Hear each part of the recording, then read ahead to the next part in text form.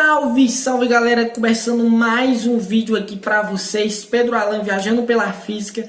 No vídeo de hoje a gente vai falar sobre gravitação universal, Isaac Newton, relatividade geral e Albert Einstein, beleza? Então se você tem curiosidade aí sobre esse assunto, senta direito na cadeira, no sofá, aonde você estiver e vem comigo, beleza? Roda a vinheta.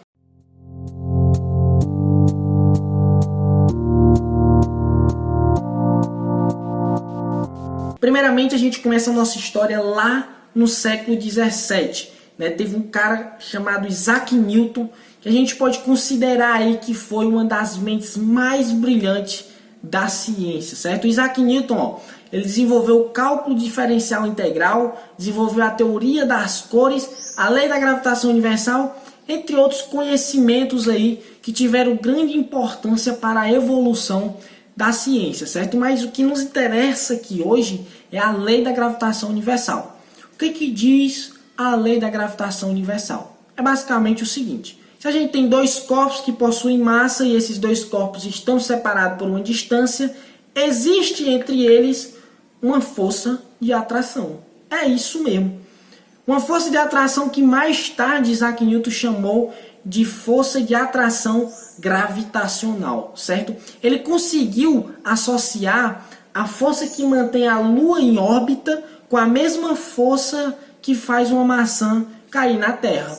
Foi isso que ele fez, certo? E ele descreveu aí, formulou a lei da gravitação universal. E ele disse o seguinte, que o motivo da Lua orbitar a Terra é a força gravitacional. O motivo da Terra orbitar o Sol é a força gravitacional. E também o motivo de todos os outros planetas do nosso sistema solar orbitar o Sol também é a força gravitacional, certo? Só que algo perturbava Isaac Newton, Algo perturbou ele por muito tempo, Porque ele conseguiu formular a lei da gravitação universal, mas ele não disse a natureza dessa força, Como que essa força se propaga da Terra até a Lua, Como que ela se propaga no vácuo? Qual que realmente é a natureza dessa força, O que gera essa força?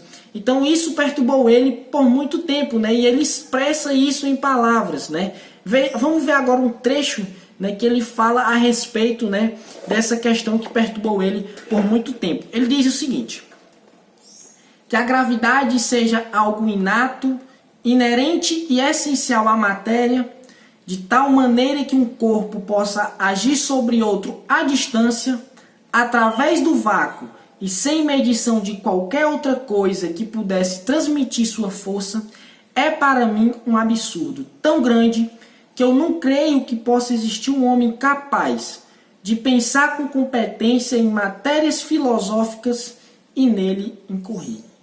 A gravidade tem de ser causada por um agente que opera constantemente de acordo com certas leis. Mas se tal agente é material ou imaterial, é algo que deixo à consideração dos meus leitores. Então, observa bem, ele conseguiu formular essa força gravitacional, mas ele deixou em aberto qual que é a natureza dessa força, o que causa, certo? E no século XX, chegando um pouco mais perto aqui de nós, a gente conheceu um cara, o mundo, conheceu um cara chamado aí Albert Einstein, que ficou famoso aí por desenvolver a teoria da relatividade geral, Alguns costumam dizer que Albert Einstein solucionou um problema deixado por Isaac Newton, Eu prefiro dizer que na verdade ele completou, algo que Isaac Newton deixou em aberto, certo? Mas o que diz basicamente aí a teoria da relatividade geral? Ela diz o seguinte, que tanto a matéria como a energia, elas deformam o tecido do espaço-tempo. Ah, tá, beleza, mas aonde que a teoria da relatividade geral completa a lei da gravitação universal? É justamente nesse ponto. Tanto a matéria como a energia deformam o espaço, o tecido do espaço, e essa deformação do tecido do espaço-tempo é justamente o que Isaac Newton chamou de atração gravitacional, certo? Ele não conseguiu dizer a natureza, mas Albert Einstein disse que essa deformação que a energia e a massa causam no espaço-tempo, ela gera a gravidade, fazendo com que todos os corpos, né, se mantenham em órbita, né? Por exemplo, a massa da Terra deforma o tecido do espaço, fazendo com que a Lua fique nessa deformação do espaço, orbitando a Terra.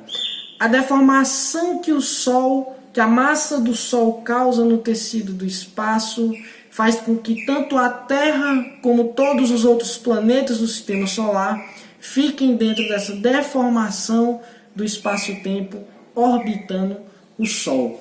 Então, Newton não conseguiu dizer a natureza. Albert Einstein veio no século XX, né, e ele conseguiu provar a teoria da relatividade geral, que é justamente a deformação do espaço-tempo.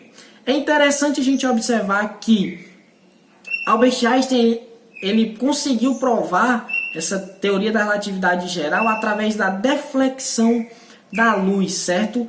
E uma das fotos que foram cruciais para provar essa teoria, elas foram tiradas aqui em Sobral, certo? Tinha uma equipe de Einstein lá na Ilha do Príncipe e outra equipe aqui em Sobral. Ambas, né, das equipes estavam observando um eclipse, certo? E através da observação desse eclipse, eles conseguiram bater algumas fotografias e conseguiram provar a deflexão da luz aí de uma estrela, certo?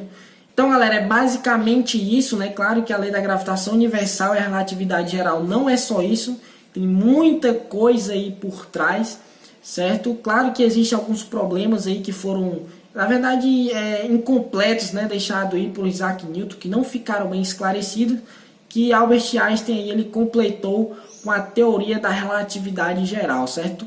Então é isso, espero que tenha ajudado vocês, tenha aberto aí um pouco a mente de vocês, né, sobre esse assunto, né, onde que uma teoria refuta a outra, onde que uma completa. Então até o próximo vídeo e fui!